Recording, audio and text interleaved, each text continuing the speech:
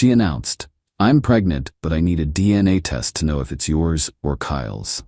I calmly said, "No problem." Then we scheduled a DNA test. What the doctor told us at the appointment changed everything. I, 31 male, was making breakfast when my girlfriend Reese, 28, dropped the bomb. "I'm pregnant," she said, holding a pregnancy test. I dropped the spatula. We'd been together for 2 years, living together for 6 months. This wasn't planned, but I wasn't upset until she added, "But I need to be honest with you. I don't know if it's yours or Kyle's." Kyle, her work friend who texted her good morning every day. Kyle, who she'd sworn was just a colleague when I'd asked about him 3 months ago. I turned off the stove, sat down. "Okay, tell me everything." She started crying. "It was just once, maybe twice. We were working late on the Henderson project and things just happened." "When? About 6 weeks ago." "Right around when? You know?" "Right around when we'd been trying to work through our issues, when she'd suggested we needed to reconnect and had initiated intimacy more than usual." "So you were sleeping with both of us." "It sounds bad when you say it like that." "How should I say it?" She got defensive. "Look, I'm trying to be honest here. I could have just not told you." "You're right," I said calmly. "Thank you for telling me. Let's schedule a DNA test." She looked surprised. "You're not mad?" "Oh, I'm furious. But getting emotional won't change anything. When can we do the test?" "Well, we have to wait until I'm at least 9 weeks pregnant for the blood test, or after the baby's born." "Blood test it is. Make the appointment." She hugged me, crying about how understanding I was, how she knew I'd be an amazing father, how this mistake didn't change how she felt about me. I hugged her back. Then I went to the bathroom and threw up. That afternoon, while Reese was at work, I called my brother Ethan, he's a nurse. "Hey, quick medical question. Can you do a prenatal paternity test at 6 weeks? "Yeah, but it's not recommended until 9 weeks for accuracy." Why, I told him everything. "Dude, leave. Now. I want to know first, why? If it's not yours, you leave. If it is yours, you still leave because she cheated. It's not that simple." "It's exactly that simple." But I had a plan. See, Reese thought I was some pushover.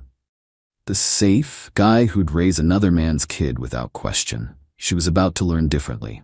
First, I documented everything. Screenshots of her texts with Kyle. She left her iPad logged in at home. Nothing explicitly sexual, but lots of thinking about you, and last night was amazing messages from the time frame she mentioned.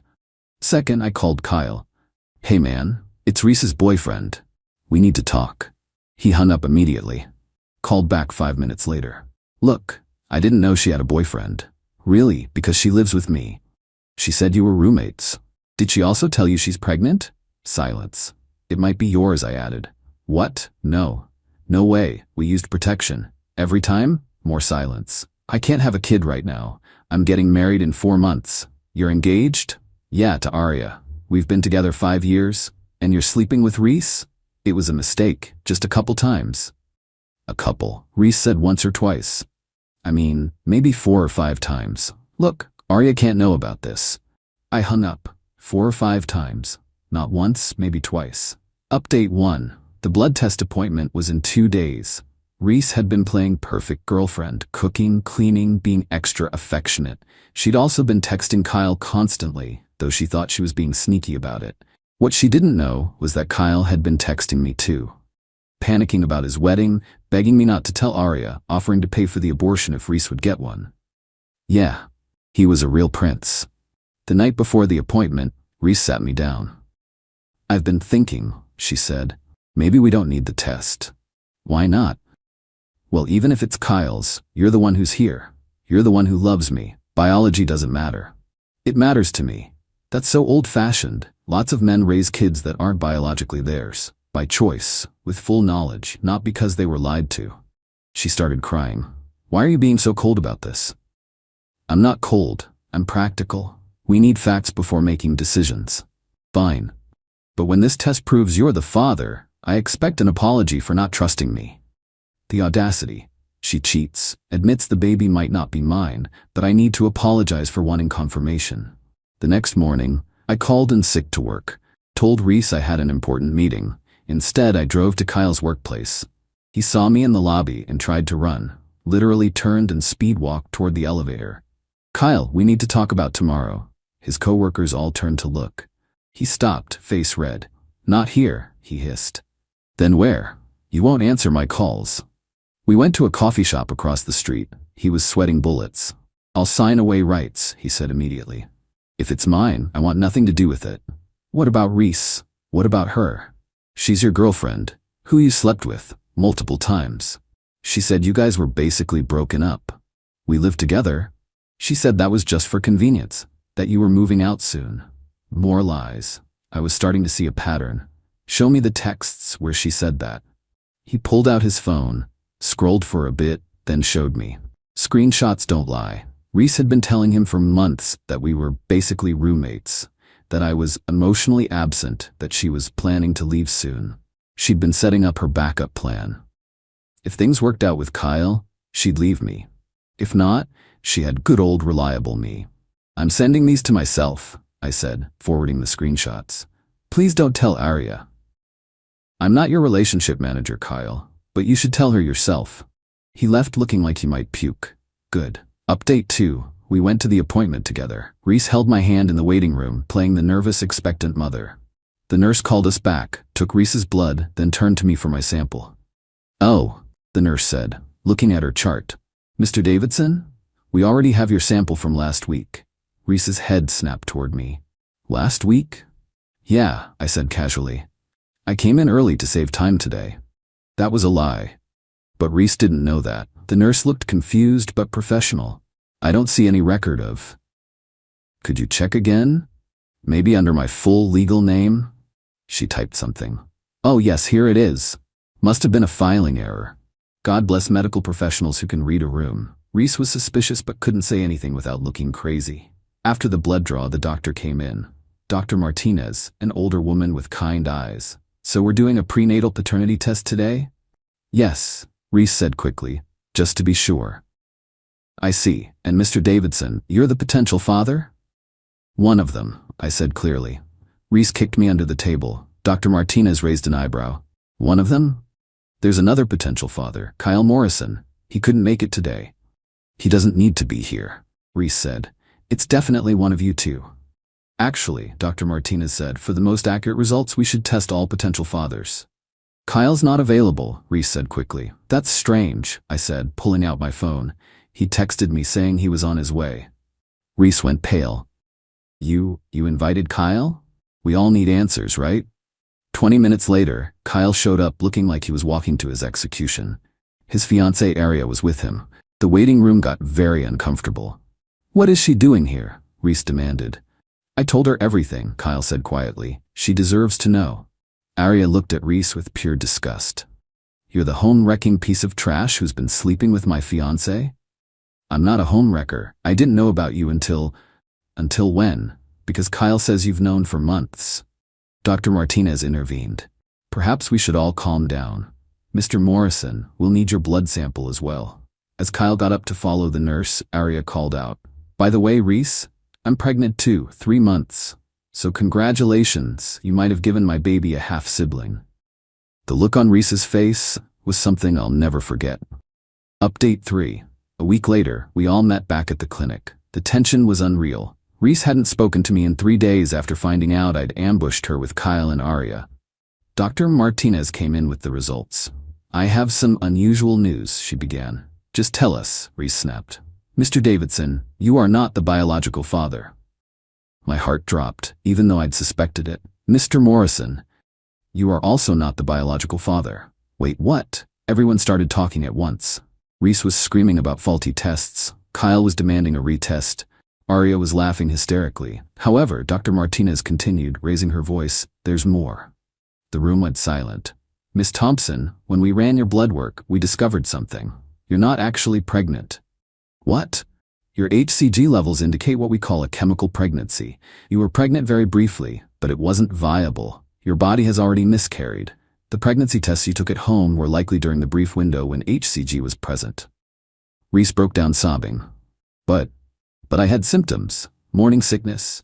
Stress and anxiety can mimic pregnancy symptoms, Dr. Martinez explained gently. So there's no baby? Kyle asked, looking relieved. There's no baby. But the paternity test, I started. We ran it on the fetal DNA present in her blood from the non-viable pregnancy. Neither of you are the biological father of that pregnancy. Meaning there was a third guy. Reese was sobbing. Kyle was stunned. Arya looked at me with something like pity. Who else, Reese? I asked quietly. I can't. Who else? It was just, there was this guy at the conference in March. It meant nothing. March, 3 months ago. When she'd gone to a work conference that I now suspected wasn't entirely about work. Anyone else? She just cried harder. In the parking lot, Kyle tried to talk to me. Man, I'm sorry about all this. Save it for Arya. Arya surprisingly came over to me. You okay? I will be. For what it's worth, you handled this with more class than I would have. I'd have burned everything down. Day's not over yet. She actually smiled. Good luck. They left together, Kyle trailing behind her like a beaten dog. Reese was waiting by my car. Can we please just go home and talk about this? You can go home. I won't be there. You're leaving me? After I just lost a baby? You cheated with at least 3 different men. You lied about everything. And you tried to make me raise another man's child. I thought it was yours. I hoped it was yours. Hope? You hoped? She tried to grab my arm. Please, I need you. I can't do this alone. Then you should have thought about that before you did it in the first place. I got in my car and left. She called me 36 times on the drive home. I didn't answer once. Final update. It's been 2 weeks since the clinic disaster. Here's where everyone ended up. Reese is living with her sister Mira. She tried to spin the story on social media about how I abandoned her during a miscarriage, but that backfired when Arya commented with the full truth. Reese deleted all her socials after that. She showed up at my work last Monday, making a scene about how I was heartless and cruel. Security removed her. My boss, who'd heard the whole story through office gossip, told me to take the rest of the week off paid. Nobody needs that kind of drama, he said. Kyle and Arya are somehow still together. She's making him go to counseling, and from what I heard through mutual friends, he's basically on probation for life. She made him quit his job to get away from Reese and any other temptations. He now works at his father-in-law's plumbing company. Karma. The conference guy? Turns out his name was Derek, and Reese had been texting him too, hoping he'd leave his wife for her. He blocked her when she told him about the pregnancy scare. But here's the real kicker. Remember how I said I had a plan? Well, 2 days before the DNA test, I'd already signed a lease on a new apartment. I knew, regardless of the results, I was done. The test was just about getting closure and making sure I wasn't on the hook for child support. The morning after the clinic, I moved out while Reese was at her sister's. Took everything that was mine, which was basically everything since she'd moved into my place. Left her clothes, her makeup, and the couch she'd bought from a garage sale. She came home to an almost empty apartment and a note. Rent's paid until the end of the month. After that, it's your problem. She tried to contest it, saying I'd illegally evicted her, but she was never on the lease. She was just a guest who'd overstayed her welcome. Her sister Mira actually reached out to apologize. Turns out Reese had been bragging to her about juggling multiple guys, calling me her safety net, and Kyle her fun option. Mira had told her she was being horrible, but Reese had said I'd never find out. She's always been like this, Mira told me. Even in high school, she'd date the nice guy while hooking up with the bad boys, then play victim when it blew up. I'm sorry you got caught in her tornado. Last I heard, Reese was on dating apps, looking for her next safety net. Her bio says she's looking for a real man who can handle a strong, independent woman. The delusion is strong with that one. As for me, I'm in therapy, working through the trust issues this whole mess created. My therapist says I handled it better than most would have. You stayed calm, got facts, and protected yourself legally and financially. That's impressive. It doesn't feel impressive. It feels like survival. But I did learn something valuable. When someone shows you who they are, believe them. And when they tell you you're pregnant with a baby that might not be yours, run a DNA test. On everything. My buddy asked if I regret not giving her another chance. Another chance to what? I asked. Cheat with 4 guys instead of 3? Lie about 5 things instead of 10? Nah, I'm good. You don't think people can change? Sure they can, but Reese doesn't think she did anything wrong. She thinks she's the victim. Hard to change when you can't even see the problem. He bought the next round. Oh, And the best part, last week I got a text from an unknown number. Hey, this is Derek's wife. I heard you were Reese's boyfriend. Can we talk? Turns out Reese had been sending Derek pictures and messages even after the conference. His wife found them. She wanted to compare notes. We met for coffee. She brought receipts, literal receipts, from the conference hotel. Room service for 2. Champagne. The works. My husband said it was one drunk night, she said, but you don't order room service for a one-night stand. No, I agreed. You don't. She's divorcing Derek, taking him for everything. Good for her. It's been a month now since everything imploded. I'm in my new place, which is smaller but quieter. No drama, no lies, no mysterious texts at 2 a.m. Just peace. Reese sent one last message yesterday. I hope you know you threw away something special. I replied, I know exactly what I threw away. Then I blocked her. Cool? Cool. Edit. To everyone asking why I went through with the DNA test if I was leaving anyway, I needed to know she couldn't come after me for child support later.